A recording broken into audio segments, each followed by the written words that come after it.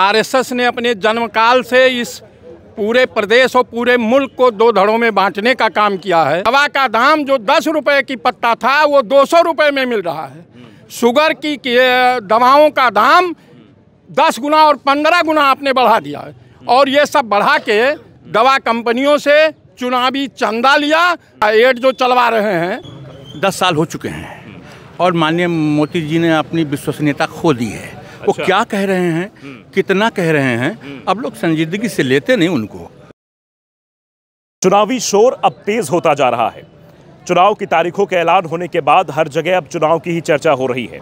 और इस वक्त हम कलेक्ट्रेट में मौजूद हैं। गोंडा जिला है, क्योंकि कलेक्ट्रेट में जो वकीलों की संख्या होती है बुद्धिजीवी वर्गों में गिना जाता है।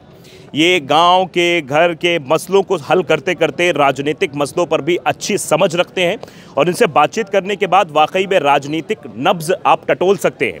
आप ज़िले में जाइए, वकीलों से बात कर लीजिए, उस ज़िले की अवधारणा और देश की अवधारणा आपको स्पष्ट रूप से सबके सामने आ जाएगी। हमारे साथ वकील बिरादरी है, बात करेंगे, और भी कुछ नेतागण हैं, उनसे भी बातचीत करेंगे। पहले तो अपना परिचय दीजिए। मैं प्रद्युम्न शुक्ल, एडवोकेट। अच्छा। जिला मुख्य संगठक, कांग्रेस से बदल। अच्छा, आप कांग्रेस से हैं, मतलब कांग्रेस से जुड़ाव है आपका। क्या लगता है कांग्रेस का इस बार क्या होगा? कांग्रेस का बहुत बढ़िया होगा। ऑल इंडिया हमारा ग्राफ बढ़ेगा। यूपी में जितनी सीटें मिल रही हैं उनमें से मैक्सिमम हम जीतेंगे। और जहां आप बैठ ले रहे हैं ये सीट भी लगभग हम जीते हुए हैं। अच्छा, ये जीत की बात जो की जा रही है वो तो ठीक है, लेकिन 1 महीना हो चुका है सीटों का बंटवारा हुए इंडिया गठबंधन में उत्तर प्रदेश को लेकर। लेकिन कांग्रेस अभी हिम्मत नहीं जुटा पा रही है कि अपने प्रत्याशियों को उत्तर प्रदेश में उतार दे। ऐसा नहीं है। अभी हमारे नेता आदरणीय राहुल जी न्याय यात्रा में जो संलिप्त थे और उनको बहुत बड़ी यात्रा उन्होंने करी देश की, तो उसमें व्यस्तता के चलते कुछ हो सकता है कि टिकटों का बंटवारा ना हो पाया हो। और अन्यथा की स्थिति में तो हम लोग बिल्कुल पूरी तरह से तैयार हैं। जितनी भी सीटें हमको मिली हैं वो सब की सब जीतने। अच्छा, मोदी जी 400 पार बता रहे हैं अब की बार 400 पार के लिए हर तिकड़म बिड़ा रहे हैं, जो छोटी छोटी राजनीतिक पार्टियों को और कांग्रेस को भी अपने अंदर समेटने की पूरी कोशिश कर रहे हैं। देखिए, अब 10 साल हो चुके हैं और माननीय मोदी जी ने अपनी विश्वसनीयता खो दी है। वो क्या कह रहे हैं, कितना कह रहे हैं, अब लोग संजीदगी से लेते नहीं उनको। अच्छा। और नफरत सी हो गई है अब तो उनके भाषणों से कि कितनी मन की बात कर चुके हैं, कितना देश को आगे ले जा चुके हैं, कितना 100 करोड़ के करीब 10 साल में कर्जा बढ़ा चुके हैं। 70 साल में जितना कर्जा हमने नहीं लिया उतना उन्होंने 10 साल में ले लिया। हिंदुस्तान की अर्थव्यवस्था कहाँ पहुँच गई है? 5 पॉइंट कुछ लोग बता रहे हैं, आप ही लोग बता रहे हो, 5 पॉइंट कुछ पर चल रही है। 8 पॉइंट कुछ पर माननीय मनमोहन सिंह ने छोड़ा था। तो हम कहाँ जा रहे हैं? कितनी बेरोजगारी आ गई, कितने लड़कों को नौकरी मिली, कितने पेपर लीक हुए, कितनी अव्यवस्था है, कितने दुर्दिन आ चुके हैं हिंदुस्तान में लोगों के। बीजेपी का ग्राफ बढ़ रहा है। वो बढ़ा रहे हैं, हमारी मीडिया बढ़ा रही है भैया। अच्छा। हम तो जानते नहीं, सर्वे उनके हाथ में है। अच्छा। वो लोग कर रहे हैं, वो क्या कह रहे हैं माननीय हमारे पत्रकार महोदय लोग। अब आप लोगों के बल पर ही है सब कुछ। हिंदुस्तान तो आपकी आंखों से देखता है। अब आप क्या दिखाते हैं ये आप पर मबनी है। हम तो कुछ कह नहीं सकते इसके बारे में कि आप क्या दिखाएंगे।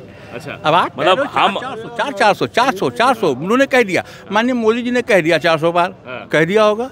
आपको भी तो कुछ लगना चाहिए, आपको भी तो सर्वे में बोलना चाहिए कि नहीं आ रहा। ये जो कॉन्फिडेंस भारतीय जनता पार्टी दिखा रही है वो कॉन्फिडेंस कांग्रेस के नेताओं में नहीं दिखाई दे रहा। नहीं, लोग देखना नहीं चाहते हैं। अच्छा। कांग्रेस में नेताओं में बहुत कॉन्फिडेंस है। अच्छा। और गजब की मादा है। जब 10 साल में अपनी आपने सुना होगा प्रशांत किशोर का एक वो है बिहार का, उसने बताया कि जब 10 साल हमारे जितना सीटें ये हारेंगे तो फिर ये भाग जाएंगे झोला उठा के। है ना? हम तो लड़ रहे हैं, लड़ते रहेंगे इनसे। मतलब संघर्ष अभी भी जारी रहेगा, जारी रहेगा। और भी कुछ लोग हैं, वरिष्ठ लोग भी है। दादा, क्या लगता है आपको? अच्छा, इधर आ जाए। क्या लगता है कि इस बार चुनाव में क्या होने वाला है? कांग्रेस से भी कहा जा रहा है कि नहीं, जो 400 पार का नारा बीजेपी दे रही है वो फुस हो जाएगा, यूपी में हम बहुत ज़्यादा सीटें जीतेंगे।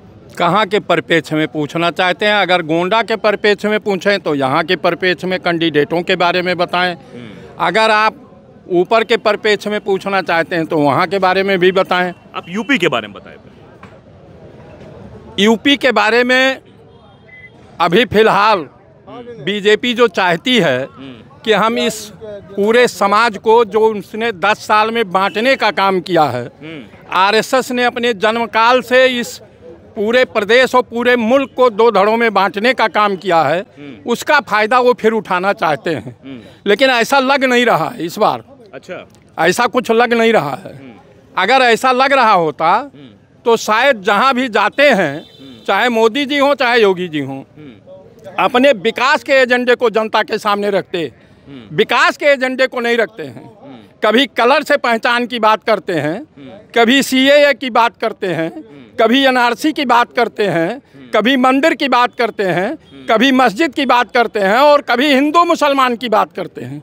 विकास की बात कीजिए, आपने किया क्या है जनता के लिए वो कीजिए। आप बताइए कि पेट्रोल का दाम जो 35 रुपये में मिलना चाहिए वो 100 रुपये में मिल रहा है। खाद्यान्न के दाम बढ़ गए।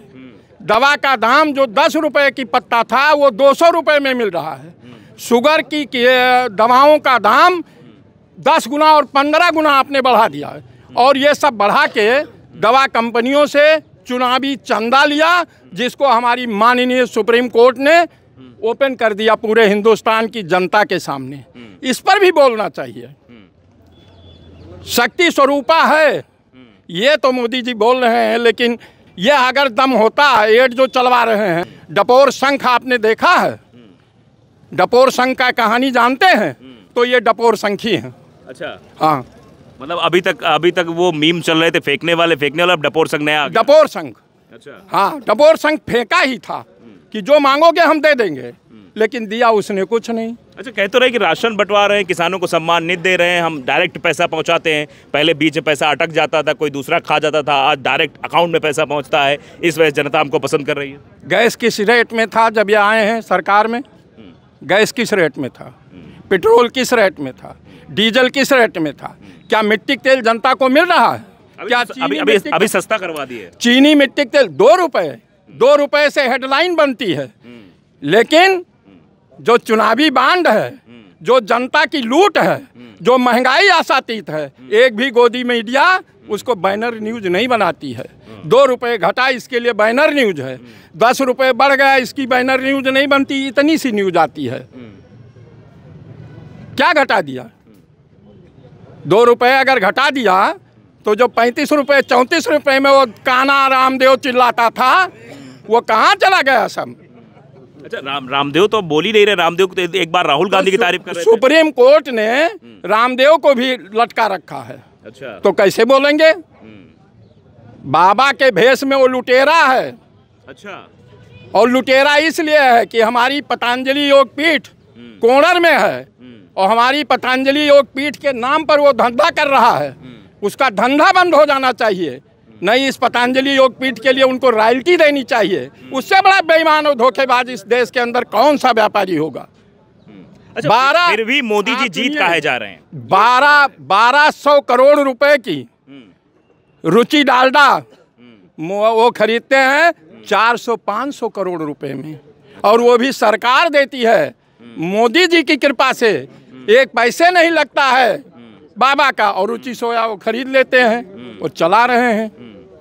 अच्छा, तो क्या वजह है कि कांग्रेस के नेता हो या अन्य पार्टियों के नेता हो, महाराष्ट्र में तो पूरा बवाल मचा दिया बीजेपी ने, एनसीपी में 2 फाड़ करवा दी, वहाँ शिवसेना में 2 फाड़ करवा दी, स्थितियाँ बहुत ख़राब हो गई हैं और कहा जा रहा है कि इस बार भी सब कुछ बीजेपी के खेमे में ही जाने वाला है। ऐसा क्यों है? आप एक चीज़ बताओ। अशोक चौहान, आप सुनिए, अजीत पवार, मोदी जी जाते हैं और कहते हैं 70,000 करोड़ रुपए का जो सोसाइटी घोटाला कर रखा है वो जेल जाएगा, और 3 दिन बाद अजीत पवार उसी मंत्रिमंडल में शामिल हो जाते हैं। गंगोत्री नहा लिया, सब खत्म हो गया। तो अब उनके हाथ में तो ये गंगोत्री बहा रहे हैं। वाशिंग मशीन है, वाशिंग मशीन है, गंगोत्री रूपी वाशिंग मशीन है। अच्छा, बीजेपी वाले बगल में खड़े, इनसे ही पूछ लेते। बताइए, इतने सारे आरोप लग गए भारतीय जनता पार्टी पर, क्या करेगी भारतीय जनता पार्टी? उसका तो हालत ही खराब हो जाएगी। मैं दूर की बात नहीं करता हूँ, अपने गोंडा में ही यहाँ जाम एक बड़ी समस्या थी। यहीं आप जहाँ खड़े हैं 2-2.5 किलोमीटर पीछे क्रॉसिंग बनी, उस पर ओवरब्रिज बनाया गया। ये भी बीजेपी गवर्नमेंट ने ही बनवाया, आदरणीय राजा भैया ने बनवाया। अच्छा। मेडिकल कॉलेज प्रस्तावित यहाँ गोंडा में हुआ, वो भी बीजेपी गवर्नमेंट की ही देन है। 70 साल से यहाँ मेडिकल व्यवस्था नहीं थी, आज मेडिकल कॉलेज प्रस्तावित है, ये भी उद्घाटन भी हो गया, ये भी बीजेपी गवर्नमेंट की ही देन है। और विश्वविद्यालय भी अपने देवी पाटन मंडल में आया, ये भी बीजेपी गवर्नमेंट की ही देन है। सड़क व्यवस्था बहुत ही अच्छा है इस समय। पहले गोंडा में चलने लायक सड़कें नहीं थी। यहाँ से अगर आपको लखनऊ जाना होता था तो सोचना पड़ता था, फैजाबाद जाना होता था सोचना पड़ता था। आज हर सड़क का रिन्यूअल हो रहा है, किसी सड़क पे गड्ढा नहीं है। अच्छा, अभी आप देखिए ये बेलसर वाली रोड थी कितना खराब थी, या फिर तरफगंज वाली रोड थी वो भी कितना खराब थी। बीजेपी गवर्नमेंट सब सड़कों की स्थिति सुधरी है। तो बेरोजगारी बड़ा मुद्दा है, और एक महीने में 2 पेपर लीक हो जाते हैं। डबल इंजन की सरकार है और डबल पेपर लीक हो रहे हैं। नहीं, बेरोजगारी आज से नहीं, बेरोजगारी बहुत पहले से है। बीजेपी ने अभी शिक्षक भर्ती निकाला था, पुलिस वैकेंसी निकाली थी, सब तो हुआ। इस बार पुलिस वैकेंसी में पेपर लीक हुई, उस पर कार्रवाई हो रही है। अच्छा, हाँ बिल्कुल। एक महीने में 2 पेपर लीक हो गए। वो आरओ का भी आया था, वो भी लीक हो गया, पुलिस वाला भी लीक हो गया। अब इलेक्शन बाद होगा सब। नहीं तो होगा ना, सरकार आश्वासन दे रही कि होगा, पेपर होगा। तब तक आप लोग थमे रहो, बीजेपी को वोट दो। अब जिसका मुद्दा अच्छा लगे उसको दीजिए, जनता बीजेपी को चुन रही है। बताता हूँ, सिस्टम में पुराने लोग जो बैठे हैं, अच्छा, वो अगर गलत करते हैं तो उनके खिलाफ सरकार ने सख्त कार्रवाई करने का आदेश दिया है और उनको बर्खास्त करने का काम। मतलब 5 साल सत्ता रह चुकी है, उसके बाद भी सत्ता आ गया, अभी भी सिस्टम में ऐसे लोग हैं, पता नहीं लग पाया सरकार। बिल्कुल, हम लोगों के पास पिछले समय में आप देख रहे हैं कि शासन में पुराने लोग बैठे हैं। अभी आप ही ने हाल ही में एक मूवी देखी होगी, उसमें एक डायलॉग है कि सरकार में भले वो लोग आ गए हों लेकिन सिस्टम में हमारे लोग, सिस्टम में जो लोग बैठे हैं उनको तो अभी हम धीरे धीरे बदल रहे हैं ना। सिस्टम में अच्छे लोग आ रहे हैं, नए लोग आ रहे हैं और पारदर्शिता बढ़ रही। पुराने लोग जो मान लीजिए कि कोई हैं अगर भ्रष्टाचार करते हैं, कार्रवाई हो रही उनके ऊपर। और सरकार ने सख्त निर्देश दिया है कि उनको ऐसा कार्रवाई करेंगे कि दोबारा ऐसी घटना